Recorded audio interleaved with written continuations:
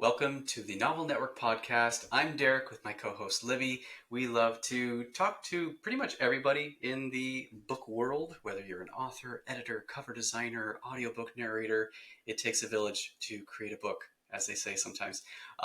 We have the wonderful Katharine Wibell that has interviewed me, I believe, 3 times on her own TikTok show that she also uploads to YouTube.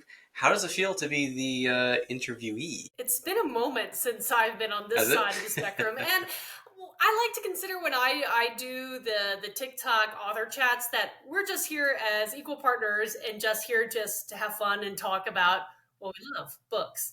And so hopefully if you're drilling me with questions, then I will know how to answer them to the best of my ability. So used to asking the questions, yeah. That's true. Right. So Very good. This is my first time meeting you, and I did snoop, and you have a lot of books. Yes, she does. You have a lot of books. A few. Just a few.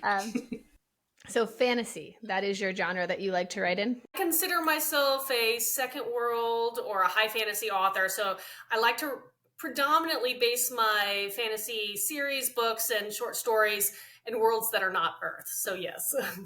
Nice. I like that. Today I actually went onto your website and I didn't realize you also at one point in your life did creature rehabilitation or wildlife rehabilitation. I did, yes, for a so number cool. of years. Lost it. Oh no. Okay, so the answer is yes. I did love being a wildlife rehabilitator. I did it for a number of years. Unfortunately, when I move out of a state, they're licensed per state. So I lived outside of Georgia, Right. so I lost that permit for a while. And the debate now that I'm moving back to Georgia is, do I want to get re-permitted or not? It's a lot of work, but it's a lot of fun also to be able to take care of things like squirrels and possums and backyard birds and things like that. Oh, that's awesome. I thought maybe you did that for like wolves and stuff, considering you have like wolves in your Viking series. Unfortunately, in Georgia, we don't have wolves, so Right, I don't okay, have that makes access sense. to rehabilitate said wolves. Though now that the dire wolf is back, that Oh, does bring interesting questions. That Very. is, yes. It's like because I write prehistoric stuff, everyone's just sending me like every direwolf post on social media right now. Because, everybody's thinking about like the dodo, and then the next thing they're going to like go on Advance and be like, The do we mammoth. do the stuff that makes sense? Or do we go extreme? We do the dinosaurs. What about a saber-tooth tiger? Or again, let's all talk about dinosaurs. Of course, Libby, people would be like, Libby, there have been, 6 movies now that show that dinosaurs is a bad idea. I know that. Yeah, I know. The scientists themselves, they'll try anything. Hey, you gotta try anything once. Exactly. I have my saddle ready. Like, I'm good to go. I'm gonna ride a dinosaur one day. I used to do pet training, so dog training predominantly, and clicker training, which they showed in one of the movies. Yeah. That's not how you clicker train an animal. And when I saw it, I was like, yes, I could see you clicker training a velociraptor. No, that's not what you do. But I could clicker train a velociraptor for you. Done. Because that's like bucket list stuff. Enough about dinosaurs, though. We got to talk about you because How many books do you have to your name now? I have 8 full lengths and 16 novellas. Some of the novellas are compiled in various omnibus versions, and of course, more coming out this year. Awesome. So you do. I know Libby mentioned fantasy, but you have a new adult series as well as your young adult series. I technically have 3 different series at the moment. So Right, okay. I have a young adult series, which is an action and quest-based, falls in a lot of categories. Epic fantasy, portal fantasy, clean fantasy, since it's family-friendly, noble bright, since it's on the more positive side of the fantasy side. So I have that one. I do have a new adult, which is actually my first series that I released. It's a dark shifter fantasy, about a kingdom on the verge of war. Those are 4 books, and it is a complete series. And then for adults, I recently finished up my novella series, which is a dark fantasy based on Norse mythology. So it's a retelling of Nordic myth, and it deep dives in that kind of mythos for 16 novellas in all. So would you say that also has like the whole Thor, Odin, Loki going on, or is it? You will see them, but you have to wait to the last 2 volumes. So everybody who Oh, expects them okay. right away, it is a big test of patience because I like to start with obscure myth, and then I wanted to give this kind of really immersive feel of Nordic mythos and make sure the readers travel through all the 9 realms before they kind of more or less meet That the is characters really they cool. see everywhere else off the top. It's a great idea though, because I mean, I know you look at the Thor series from Marvel, and they've just finally referenced Balder in the last Thor movie, and it's like everyone was like, "Where has Balder been this whole time?" And he does appear in mine. Actually, Yeah. I try to Okay. make sure I feature obviously the big characters. Like I said, a lot of those I postponed toward the end, but I really want to make sure I at least give even a snippet to some of these minor deities because there are so many of them. They have 2 pantheons of Okay. Yeah. gods, Right. and again, the 9 realms that compass so many different vibrant creatures. So it's a fun series. Fun in the sense for me, it's going to jerk your heartstrings a lot Mm, for the readers. gotcha. Why Norse Yeah. mythology? Well, I love all mythologies, but Nordic myth was something I've been drawn to for multiple reasons. I'm Scandinavian by descent. My grandfather came over from Sweden, and so there is that tie-in to that mythos. But in general, it just so happened that I started researching Nordic myth for my debut series, which was that dark shifter fantasy war-based one, which is my new adult series, the Incarn Saga. And when I was researching for that one, I wanted to do loose references on certain mythos, and Nordic was one of them. And the more I got into it, I became fascinated. And so behind the scenes, I was just reading all about it. And by the time I wrapped up that series, I wanted to set a challenge for myself to write a novella series and trying to figure out what I would do because I came across the concept of Fulgir, which are animal-shaped guardian spirits that are from Nordic myth that I'd never heard about before. And I was like, why hasn't anybody written about them? I would totally read a book about this. I paused and I was like, wait, I could do this. So I did. And now that's Nice. why there are 16 novellas based off Nordic myth. I That's so love cool. that. So with all the research you've done, what do you think is probably the most like obscure character in all of Viking mythology? Oh my goodness. I would have to think about that one because Okay. you have to understand it's taken me years of research and also years obviously to write the series. And so there is a lot of stuff that's referenced early on that I don't necessarily continue to pull back on or draw from, but ooh, okay. Oh, here's one. Can't remember the name, so I'm so sorry, but when you're heading into the realm of the dead, so Helheim, if I can say it correctly, Helheim, the realm of the dead, named after the corpse goddess herself who rules over it. One of the things you have to travel through is this bridge. And the guardian of the bridge is pretty much this armored giantess woman with a giant sword, and she will not let you pass if she does not think you deserve to go to Helheim. And you have to kind of and vice versa. You cannot go back to the realms of the living if she does not deem you worthy. So you have to cross her, and she's kind of essentially their version of the guardian. So in other mythos, you have Cerberus and other things like that, the 3-headed dog. And Greek myths that guards the underworld, well, you have this giant, essentially battle armor clad woman with this massive sword that guards the entrance to Helheim, which I thought was really cool. Nice, nice. So a lot of, I mean, I'm just taking it from knowing Thor from Marvel. I haven't really done the deep dive you have, but a lot of Viking mythology really, I guess, comes down to worthiness a lot of the Yes. time. Because Yes. Thor has to be worthy to lift Mjolnir, and as we know now, Captain America. Um, but then you mentioned worthiness for that. So is that a theme that you string through your books as well? There is a strong theme that I do focus on a lot, which is the concept of what they considered ideal, I'll say. Not necessarily worthy, but ideal. And the question I like to debate throughout the series is, are the ideals that were for the people of the Viking era correct ideals to have? So the ideal of what is the perfect man versus the idea of the perfect woman, because only the perfect man were eligible to be accepted into Valhalla, which is something that people, if you even know remotely, recognize at least that. So I'm going to use that term, Valhalla. The highest esteemed option of a realm of the dead, or the Odin rules over these warriors, and to achieve that, you have to be the ideal man. But there was a very stringent structure. What makes it ideal? And I have throughout my series questions of my main character when she's coming in contact with men that check off most of the boxes, but then also don't. Yet the ones that don't, in a modern day standard, is something that we would value or at least respect. And so it does kind of allow a modern day reader to kind of digest and understand what people believed back then and then compare it to what we believe currently. That's a great way to go about it. That is genius, actually. I like that. I'm just digesting it. I like all the information. Digesting, yeah. There's a lot to go. No, that's awesome.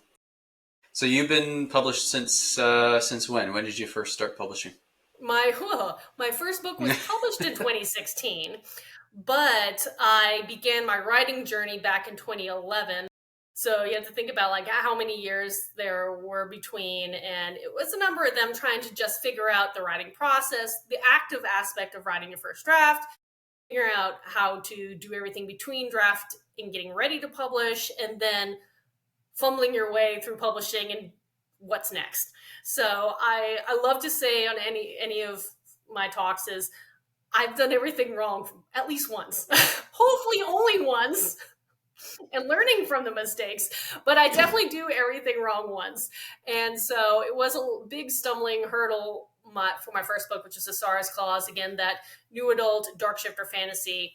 And even though it was a long journey, it was something I feel like I needed to go through personally because it took me a number of years, but I think it was like 3-4 years after publication. That's when my first book started hitting bestsellers lists and becoming internationally recognized and stuff like that. So it took a while, but I think I needed to hit all those kind of bumps in the road, which I hit them in all of them.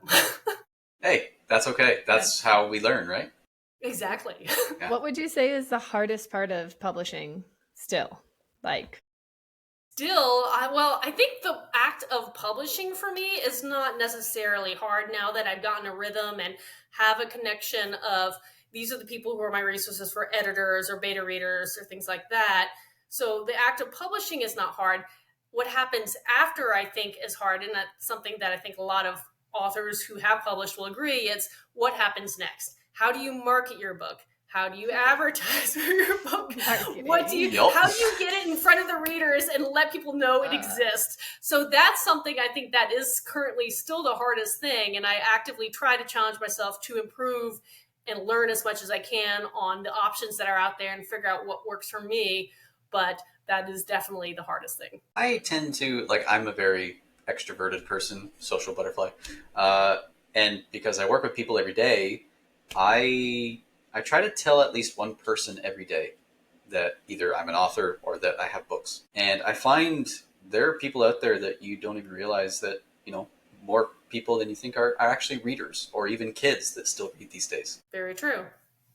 It's something about just talking and being open enough to say, this is what I do, this is what I'm passionate about, and being accepting that someone's going to come and be like, that's not for me. And being okay with that too. Yeah. That is still definitely something to deal with, but it is just talking. Yeah. Having the conversations. I've had people even come into our store, as most know where I work. My parents own the store, so I bring my books in. Then I've had people look at my books and go, you actually, you wrote these? You finished writing a book and published it? And I've told some of them, yeah, there's the one. I was looking for yours. I don't know. I can't remember where I put mine. It might have fallen through a portal. I think it fell through a portal since it's a portal series. No. Yeah. And there's some people that just go that's amazing that you actually finished something. Mm-hmm. And it's actually inspired some other people to be like, you know what? I should dig out some of my old stuff. Mm-hmm. Because you never know, right? And that's when I talk to people who want to be writers, that's one of the hardest challenges is there is such a, I don't know if it's a pressure for some and it may be a fear for others of how do I get to that stage of finishing? And it's my answer is you sit down and you write a few words. It doesn't have to be a lot, and you write some more and you write some more. And if you continue to progress forward, that's great. Now, the only other thing I will have to admit is if you're forcing yourself too much, then either the story's not right, or it's not the right time for the story, or maybe the method of writing is not correct because everybody assumes you have to sit down and plug away. But there are other options now where you can, speak into a device and it records, and it's something that you don't have to sit down on the computer and slog it out. And I do think there are a lot of people that could be writers that if they realize some of those kind of alternatives would be published authors. And there's something now for like writing in every single room. Like I know people that have shower pads that, if they have an idea, it's literally on the shower, not like an iPad, but like, it can still write on it any little notes. And nice. I don't have one personally, but I have a notebook you can write in the rain. Yeah. Right. It's nice. I don't use it. I don't write every day though. Like, I think that's the big thing too. Yeah, like you have to write every day. And I'm like, I do something writing related every day. So I'm always thinking about the characters, or I'm brainstorming or listening to music that will put me in the headspace of where I need to be. But I don't write every day. I think if I wrote every day, it would become forced and it would become like, and that's okay. People have to understand you have to have breaks too. I try not to actively write unless I just have that spark.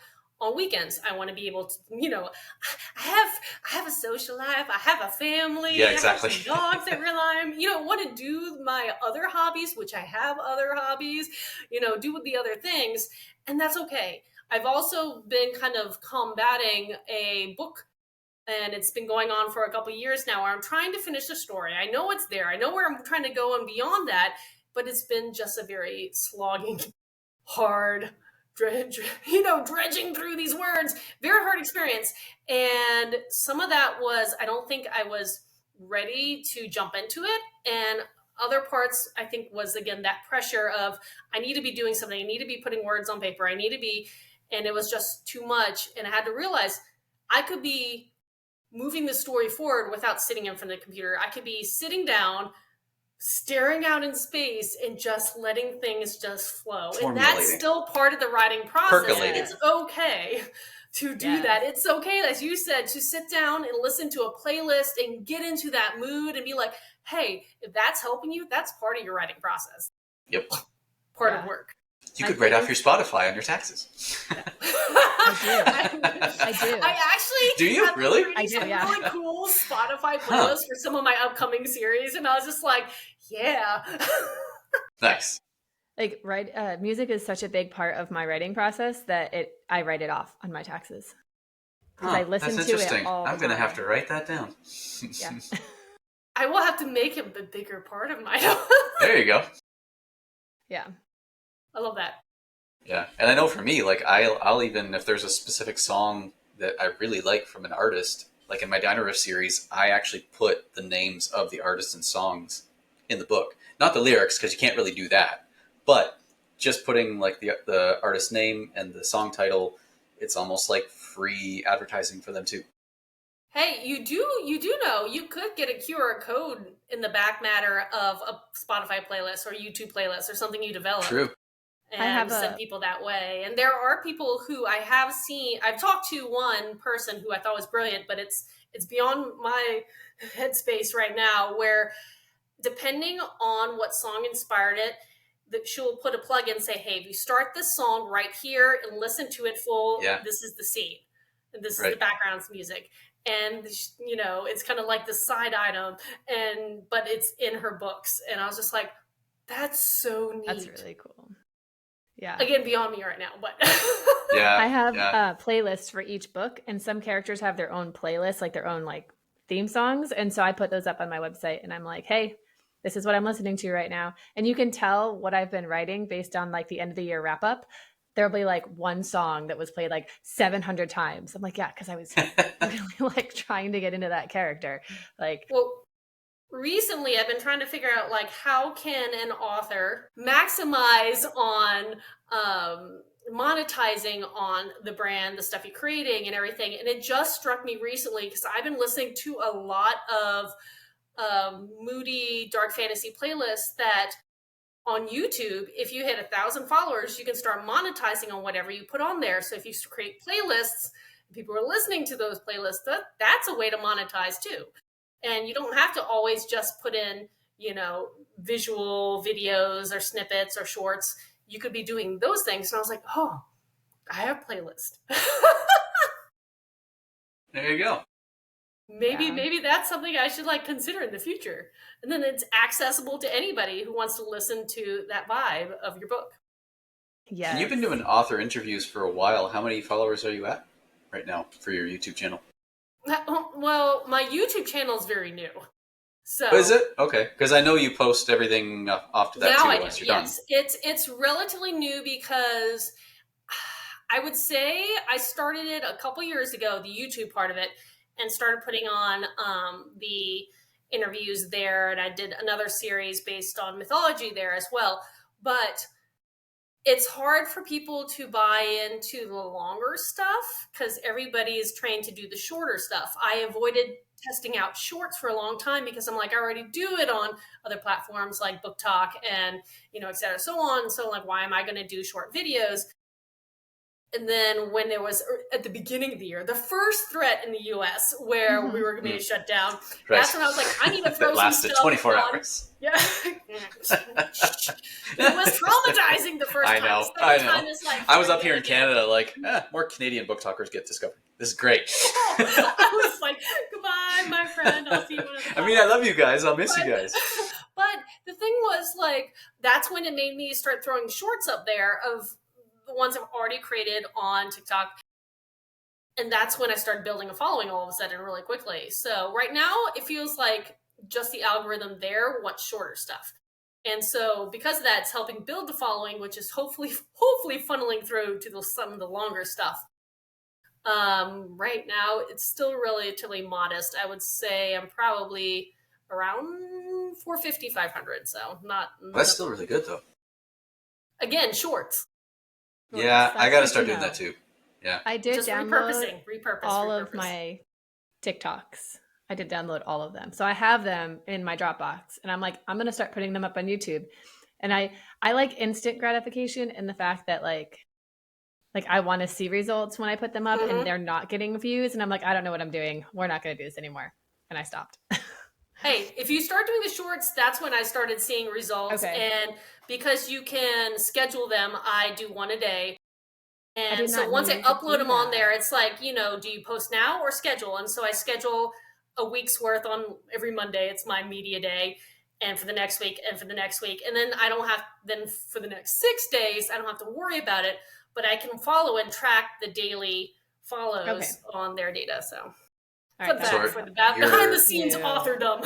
I learned a lot today because I've been like, I need to focus on YouTube, like a lot. Like I haven't done any of my ladies lounge stuff. My husband was gone for 2 months. So now that he's back, I can actually like do stuff that's author related. See, so there you go. A new thing to add to your never-ending list of things because we all have never-ending. Yeah. My husband was like the other day we had some he's like, so what do you need to get done tonight? Like he came home, he's like super helpful, like getting things organized. I love that. Now that he's back, he's like, so what do you need to work on tonight? I'm like, I always like all of it. He's like, do you have a lot? I'm like, it's a never-ending list. I should be writing, I should be marketing, I should be editing, I should be scheduling, I should be emailing, I should be all of it. Yep. I understand completely. I know. I love it when people are like, I want to be an author. I'm like, do you really? Do you really? Do you really? Not to discourage you, but okay, there are different levels of authordom, and there's different people who want different things. So, if you just want the satisfaction of your books out, great. Go for it. If you want to make it a full-on burgeoning career, great. But those are different levels. I love how you use the term burgeoning. Sometimes it feels like that. It really does sometimes. Yeah. But we have fun. We enjoy it. It's the child in us, that comes out when we write too. And I did notice on your website, it did say that when you were a kid, was it you and your sister, you would make up stories even for the toys you had? Yes. Like they all had backstories and the villains and all that. Like, so that's pretty much how things started for you, creative wise? Oh, definitely. For my young adult series, the Jed Chronicles, that is essentially the inspiration, the source of those that conception was the fact that my sister and I, we lived in a rural area of Georgia, and so one of the things to entertain ourselves was to go outside and play, make things up, and so we did. That's what more kids should be doing right now. And so because of that, we started developing these characters. We had our alternative personalities, is kind of like what I would say. And we essentially started developing a magical multiverse. Didn't know that term until years and years later, but that's what it was, because we were jumping through portals, and any show, movie, books that we enjoyed, that became a reality. And so we would engage in that reality. And so, we had a bunch of Beanie Babies, and the Beanie Babies started having personalities and backstories, and we had little figured characters, little dolls. They were like play. I'm trying to remember the play story. They weren't Barbies, but they were little dolls of little kids, and we would engage with them with the Beanie Babies, and the Beanie Babies became this world, and the world kind of developed, and their backstories and characters and plot lines and interrelationships and the villains of that one, and then fell in love with things like Digimon and Yu-Gi-Oh! And found out ways to engage and interact with those worlds. And so that became the origin of the Jed Chronicles, this magical multiverse. And the one I'm writing right now is, if you're from the 90s, you might get a few vibes from it. Maybe a few. It could be anything from Dragonheart, Jackie Chan Adventures, Beast Machines, Yu-Gi-Oh! The list goes on and on and on. But they're all in there. My jam. We definitely are all in there, and plus more. And so that's been a fun series to develop. And my 5th book, which will be releasing later on this year, I'm about to gear up to do the Kickstarter launch for May for that next book, and I'm excited. I think you're the second author we've had on here that's done or is doing Kickstarter in some form, which I have never done myself. It's becoming more and more popular. I guess I should say thank you to Brandon Sanderson for making it a valid place for people to go and buy books. There were people who did it well beyond before him, but he made it a place where people took it seriously. And since then, I know so many authors who have done tremendously using that platform to launch debut books, allow them to have the finances to be able to turn their books into audiobooks, do special editions. I mean, the world's your oyster.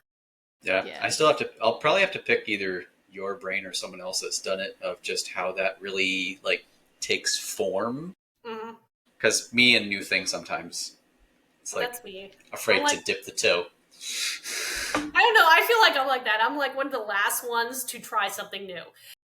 And it's just that hesitancy. And I feel like when I jumped on TikTok, I was a little past that primo prime curve, and I'm still kind of slugging uphill because I missed that initial rush because I was so hesitant. And the same thing for other things. It's learning curves and adding something else to that never-ending list, and then just the fear of the unknown of I have to learn something again. Right, yeah. At my age, am I done? Yeah, I wanted to do a Kickstarter, but I can't do one from Japan. It's just really. Oh, okay. And that's the thing, is I don't know how other countries do or allow or do not allow certain platforms. So that, I guess that makes sense. Yes. Yeah. I could do it, but I'd have to pay international shipping on absolutely everything if I'm Kickstarter, you do a lot of it yourself and then you ship it out. And it would be to get it to me and then to go back out. Well, depending on what you do, there are platforms, and I haven't delved in with myself, but one of them is, I think it's like pirate shipping, but there are the platforms which will help a person ship internationally and be able to do a bigger push, which is one of the things, like a lot of Kickstarters either are just US because shipping internationally is crazy, or they get a big company like I think it is called Pirate Shipping. Yeah, I think something like that, and they help you be able to do the international market of stuff like that and allow you to broach that. How? That's what I've heard. I haven't done it myself. I'm pretty sure because I'm in a couple Facebook groups for Kickstarter because I was like, I want to do one. I ended up doing Patreon instead because that's a lot more friendly for me at the moment. How are the tariffs like affecting I things? have not done anything since this whole tariff war. Yeah. I'm just curious because I did see I mean, when I say that, I have not really, honestly, Derek, you're the only one who I shipped internationally recently, personally, versus people buying from places that ship direct. So I have not, I can't say how that's affecting yet. I'm sure there is going to be an effect, and unfortunately, I think part of it's for the authors is going to be printing costs and of getting the books in from resources and printing costs, and I think that's going to trickle down to us, which means books may be costing more just to produce. I don't know how the shipping aspect is going to be affected yet.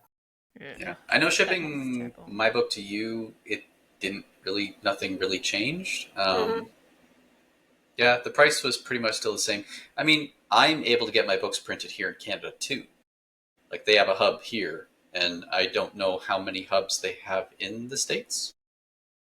I feel like there's a lot in the States, I depending would assume. on what you're utilizing. So, but like if you're going to another country, like you said, I think you said you're in Japan, Libby. I don't know where they are there or how many, and you're an island nation, so that would be probably a little harder for you than something that's maybe a larger landmass that has at least a hub somewhere that can drive. Yeah, I'm pretty sure KDP has a hub in Australia. They do, but so it's weird because my address, I have two addresses. I have a Japanese address and then I have a military address because my husband's a Marine. And the military address is a United States address. So if I ship anything, it goes to California and then it ships to us. So I gotcha. Yeah. So then I was like, oh, there are also things you may want to check in, or other companies that I don't know which ones you're looking at, but Book Vault is one that I know ships internationally. They're not necessarily a printing house in too many locations, but a lot of people, especially who do the special edition side of the Kickstarters and everything, it's something I'm looking for because not this one in May, but one toward the end of the year. I'm hoping to do my first Kickstarter for a special edition, and I want to look into Book Vault because the special editions all come out from the UK, but what everybody who I've talked to says, their international fees are really reasonable, and you can do a print on demand side of it too, where you can print things and they'll ship it to you worldwide for you. And so nice. As long as you're not trying to expect a signed copy, they can do that as well. So there are other alternatives if you're just considering something like Amazon or Ingram Spark. There are other alternatives coming out there. I've looked at Book Vault for shipping off my website because I want to pull off of Amazon as much as possible and send people to my website so like I can make more than $2 a book. Yeah. It's just nice, an idea. It's just an idea. Nice. And I did look at Book Move Vault. to Canada, the exchange rate is pretty good. The only issue I'm having... not always. Yeah. Yes, it is. Don't do cold. It's 80 degrees right now, okay? It's 80 degrees right now in Okinawa. Okay. What's your temperature there? Lovely. That's shorts weather. Yeah, it's nice. You'd say down in Georgia, we got a cold snap recently, at least cold snap for me. We're in the 50s and I do not like it. I was like, bring me back to the 80s. That's what I want. Yeah. Our winter is like the 50s. I think we got as low as like mid 40s this year and it was super cold. And I'm like, nope, take it back. I don't want it. Where's my 102 degree weather? Take it back.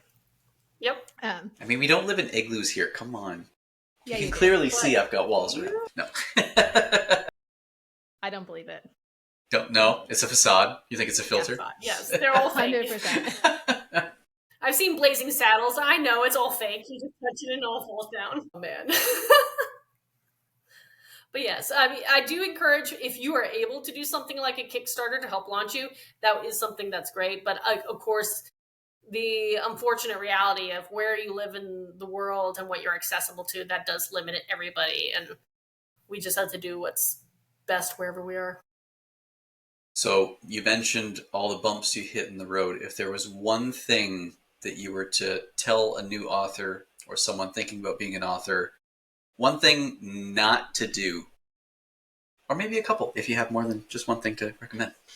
See, my thing is not to do. Sorry, that was a double negative. My thing is to say what you should do, what you should be doing right now. And that the thing I wish I did from off the bat.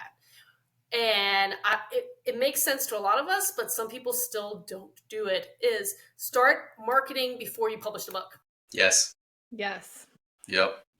It's so strange to hear when you haven't published a book, but do it. Start talking about, your genre, your theme. You don't have to spoil anything. You don't have to give your story plot line away, but say, how many words you did, build the buzz, create your community, because what you want is when you press publish and your book is out there and you're ready to celebrate, you already have a line out the door of people who know who you are and are like, let's support you. That's what you want. You don't want to do what I did, which was like press publish, wait like a year and a half and hear crickets. Yep. Same. Oh, they don't come to me? I didn't know that. I had to like market myself and build a platform, and yes, I have to start talk doing that to now. people. Yep. Now I know you're like me. You're an extrovert. Did you find it hard when it came to marketing, showing your face? Surprisingly, yes. I think it was a little different. Not to say showing my face, but starting to do video stuff. Because again, going the hesitancy of going to platforms like TikTok.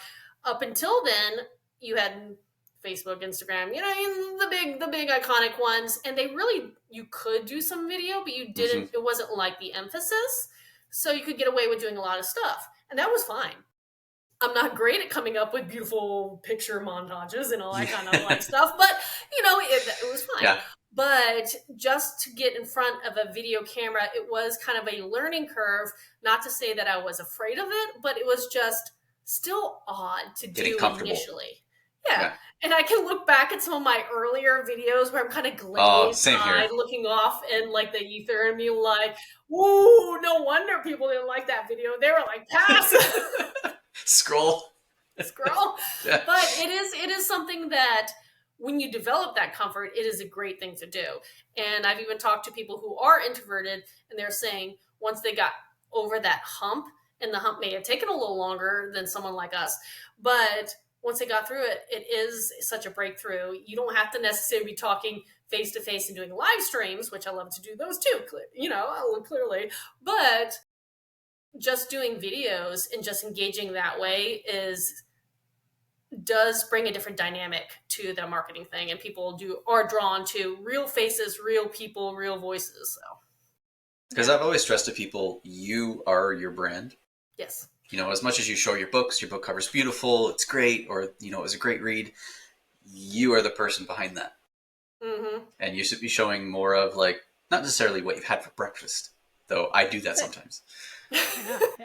I'm a foodie as well. I mean, that's part of my personality. But, you just show little bits of your life, and, some people will agree with maybe how you live your life, or, you have the same interests of like the 80s or, obscure nerd references and stuff like that. Like that, like you said, builds your community. Yep. On Instagram, I haven't been great the past few weeks. Life has just there's been a lot of deadlines, but I had been doing a series for the story. So it wasn't like those permanent things that people can find, but like the ones that are there for 24 hours in case people don't know what stories are. But on Instagram, you have these 24-hour stories. And one of the ones I like to do was Wednesday, because Wednesday's named after Woden. Woden's the Germanic of Odin. My dog is named Odin. Sorry, that's a back. Wait, there's a link to that? I have an Irish wolfhound named Odin. And so it was Odin Woden Wednesdays, and I would send a picture of my dog. I love that. That's awesome.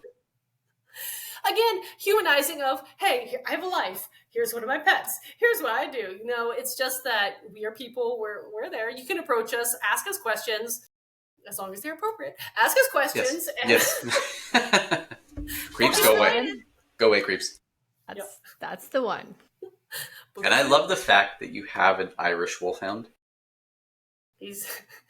I love those dogs. He's a snuggle puppy. Honestly, like I saw those dogs when I was in Germany. I hardly ever see them here. But I was taken aback. I'm going, first of all, that is a huge dog. Second of all, it is a beautiful dog. Thank you. Okay. Is he close by? He is, well, he probably is, but I do have my door closed. But yeah, it's just because we also recently adopted a second dog, and that one is a small husky, and she is a Japanese demon stuffed into a beautiful dog. Right, I remember that from our last interview. Yes. Yeah, Okay. right. Her newest habit is collecting my shoes into a pile in the living room. And doesn't do anything with them, or just collects them? No, just collects them. Well, as long as she's not ripping them apart. Yeah, well. Nah. Not yet, yeah. There are stages to everything, and I don't know. I don't trust this dog. Anywho, but as again, we are people as authors, and we have lives and pets and families and hobbies. How high is your volume right now?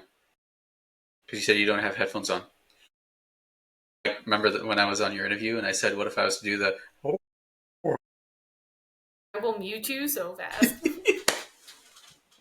I used to have a Malamute, and honestly, she was such a fun dog, and I would just get her going. It's because I don't even want to claim her.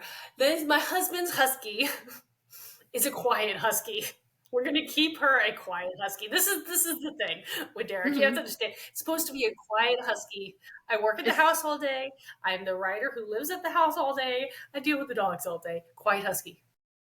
Is there such a thing as a quiet husky? There is. She destroys everything else, but she's quiet. For now. Let me just get nice and close to my microphone right here. No. Anywho. See, I'm a bad influence on pets because I love them so much. I just let them be their excited self. Like whenever my parents' puppy, well, she's still technically a puppy. She's a mini Labradoodle. She's a short hair named Sophie. She runs down the stairs to our basement apartment, and I just get her all riled up. I'm like, Sophie, what are you doing? What's going on? Go say hi to Alicia. Go see Libby. And then I'm just, as she comes up back to our door and she wants to go back upstairs, I'm like, you want to go back upstairs? You want to go see Mom and Dad? You want to go tell them what happened down here? You wanna? You ready? And then I just whip the door open. She runs up the stairs. She drifts on the front foyer of tile. Like she can't get traction. Yep. And it gets to the point where she's like trying to speak and run at the same time. It is the most hilarious. And then we just hear her racing up and down like the floor upstairs. Like there isn't much soundproofing, but it is one of the funniest things. And I die laughing every time. That's hilarious. She's You are a bad influence. I am, but I love them. We would be fighting. Yes, because I was an apprentice dog trainer. I have my limitations. My limitations were husky. I knew that. The limitations. They have attitude. They really do, though.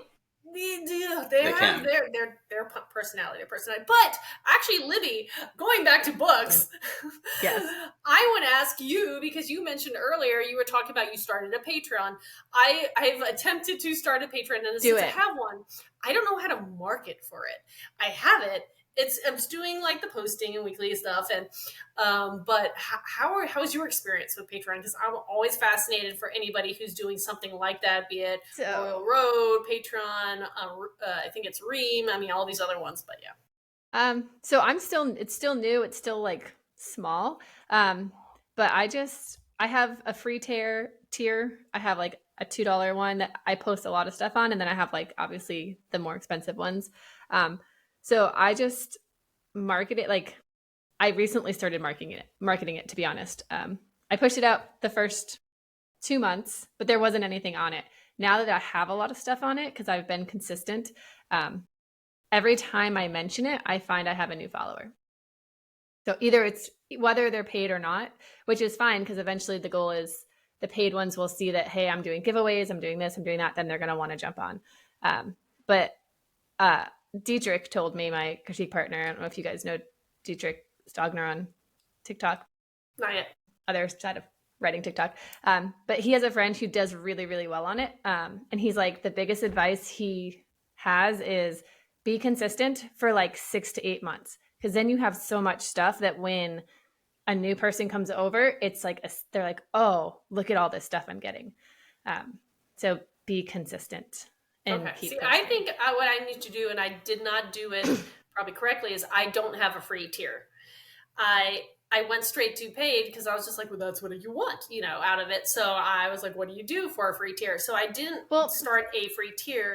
Now I'm kind of like, maybe I should add one, because I spent a lot of time doing a lot of behind the scenes uploads. So depending on your tier, you have access to all the books I've ever published prior.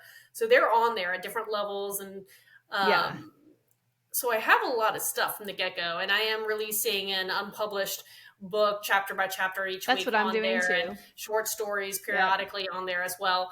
But maybe I need to do a free thing. Maybe that's the thing, is because I don't. So my free tier is like the follow tier, like anyone can follow me, but like my free tier is everything I put as public. So I have followers who don't pay, and that's what I consider my free tier. And I post public stuff. So all of my updates, things like that. So it's free to the public. And that's just, I hope they want to follow. And then I have a $2, it's a $2 tier, which is like very non-committal. Like no one thinks $2, whatever. Mm-hmm.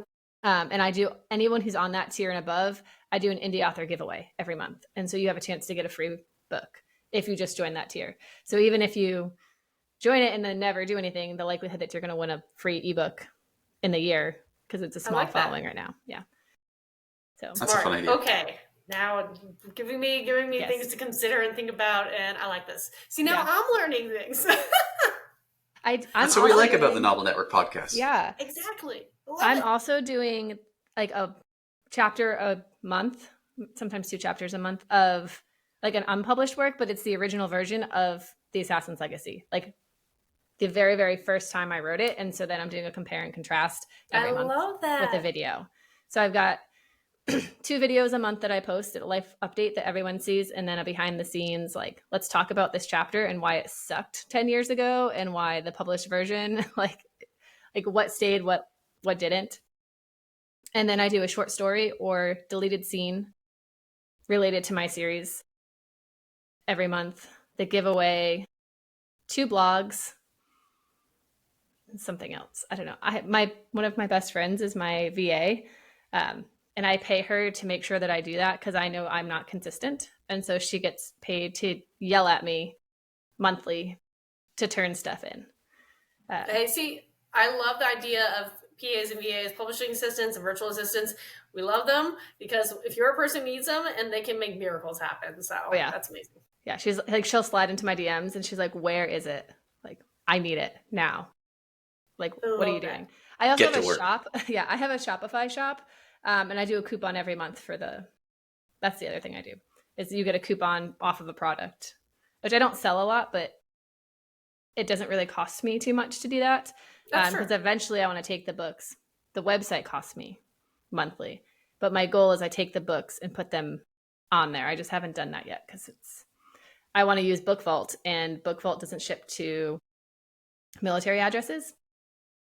So I have to either pay the international fee, which I haven't wanted to because it's expensive. Wait, I actually don't know I don't know much about mailing to and from Japan. Does Japan do anything like PO boxes? Where can Book Vault ship to a PO box in Japan? I think they can ship to the Japanese address. Area? Well, I think they can ship to my physical Japanese address, but I think the shipping fee when I looked was like really expensive. Probably not as probably comparable to what I paid for you, Derek's international I was going to say it was. But at the time I looked at it, I'm like, I don't, because what if the book, like the proof isn't what I need, and then I have to pay this again? Yeah, right. And so I was like, I just need to suck it up though and pay the international shipping fee to get it to me, so I can proof the book, so I can put it on. That's really the last part I have to do is proof the copy. I know sending my entire catalog to you to the Japanese, not to the military address, was expensive. It was over $100 Canadian. Mm-hmm. It was so expensive. So to do that with the likelihood that I'll have to reorder is like it's a lot. It's like, is the cost going to pay itself off in the end? And if so, when? And so it's, as someone who's converting a lot of my books to audio, that's always that question is, is what I'm going to pay an narrator to produce the book worth it? Because how long before I'll be able to earn it back? Mm-hmm. I will be making sales, but how many of those sales will I have to make before I finally start seeing the profit? And I have to pay up front. So it's kind of like that. Yeah. I've still been doing the royalty share. Hey, I have one series that I do royalty share, and I've enjoyed that aspect because, again, it allows me to produce something without having to financially set aside that cash. And then the other two series I pay up front. But I like to do that because I can take them wide. I can put them and sell them directly on my website. I can do a lot of things that I can't do with the royalty share. And it's also really neat to be like, I'm on Spotify and there's my book. Yeah, that's my goal. I was like, I want to go wide. do that too. Again, that's one of the things I love to say to people. There is no one way to be an author. There's no one right way to publish and produce. And so your journey is your journey, and you figure out what works for you and figure out what works for you. And I have to figure out what works for me. And we test, we fail, we do it again. Yeah. Like I just had someone tell me today, do you do much on Pinterest? And I'm like, honestly, I'm good with Facebook and TikTok. Like those are my two mains. And I've always heard people say, stick with the two that work for you. Mm-hmm. I mean, I probably could get my wife to help me out a little bit here and there because she does more Pinterest stuff than I do. But yeah. I'm also a visual person inherently because my other thing I do is I'm an artist. And so I do have an author Pinterest, and it's fun because for me, when I'm coming up with boards that are character related or world related, again, second world fantasy author, but it is fun to be like, create them. And it's not necessarily to make sales, but it's to immerse my readership. I'm not necessarily thinking it's going to sell books, but it's there to, again, get people who are excited about your books to look at the visual boards of an upcoming book and ooh, yes, I'm about that. I'm like, okay, great. It's coming out in a couple weeks. Those kind of things.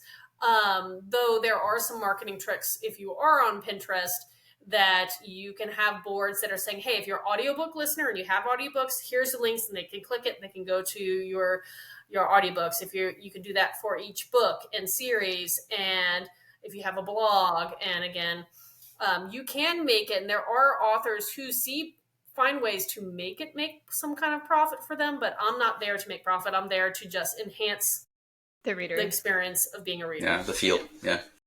But it's extra time, and when you don't have the time, it goes to the bottom of my priorities. I just need to start paying my wife to be my virtual and PA. Yeah. Hey, those teams can be successful. True. As long as you don't strangle yourself, No. We're good. Yeah, I mean, I already put her name on the front of Primeval Ranch. I know, it's so cool. Yeah, 4 more days. Well, at the end of today, 3 more days. 3 more days? 3. Oh my gosh. Exciting.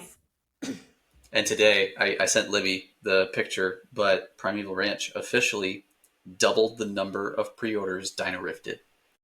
Dino Riff was 65, Primeval Ranch 110. That's incredible. I can count. You're launching on Monday or Tuesday? Monday. Tuesday. Okay, Tuesday. Yeah. Remind me, and I'll try to share if you put an Instagram post on my stories. Okay, cool. Yeah, I'll be posting everywhere. I actually made my mom switch days with me for work so that I get Tuesday off. And I'm planning literally a pizza party release day. That's so exciting. On TikTok Live. So I just have to post about it. Yes. Again, the time. The time. I still have to play with my cat tonight and spend time with my wife. Well, yes. Yeah. All important things. Yes. All right. So before we wrap up, what is your favorite part of the entire writing process that you have so far? What is your favorite part of all of it? Just one. You have to choose. Well, it's such a cop-out answer, but I do feel like because I love physical books. So when I get the copy of a book, it is that achievement. It is that trophy on the wall. It's a trophy on my bookshelf. It is that wow factor. So I do love that part. But for me, that's one of my favorite experiences. So that's an easy answer. You love the smell of a physical book too? You just kind of... Actually, kind of, yes. Yeah.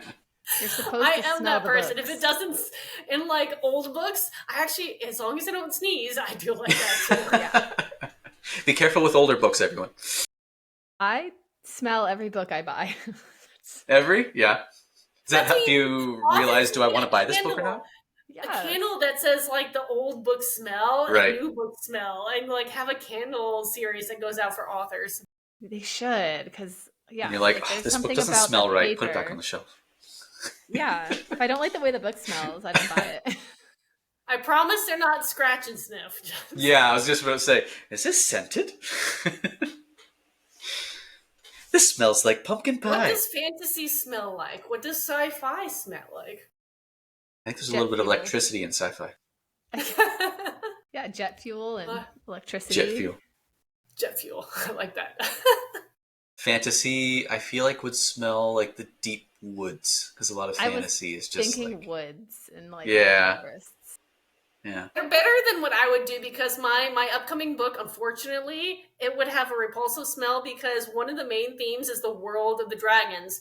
And for me, world of the dragons smell like ash and sulfur. And I was just like, that is not a good combination. Everybody's like, whoa, there's a dragon book out here. Everybody who likes dragon books would not like dragon books real quick once if a book had its odor. Yeah. I feel like dragons would be offended that you just said they smell like ash. Ash and sulfur. I know. I'm just making a joke. I'm making a horrible joke here. That makes sense. All right. Well, thank you You're so so much much. fun. Yeah, this was so much fun. Thank you for joining us. Where can everyone find you? Well, I have easiest thing, as probably a lot of people say, I have my own website. My website is spelled like my name, Katharine, Katharine, Wibell, Wibell, books.com. And on that, you can find all the links and everything. But I am on pretty much most of the big socials, minus Threads, that you can think of. I'm on a lot of them, plus a couple of obscure ones, as Katharine Wibell or Katharine E. Wibell. And I have a newsletter and Patreon, Discord. I'm here to jam with you guys, so I'm a little bit everywhere. And the one I help out the most is Book Talk, so I will throw that one out there. Awesome. Very nice. Well, thank you so much, and we will Thanks see for you having guys all next week. Before we go. Before we go. I'm gonna watch it. Hi, everybody. Have a good one, guys.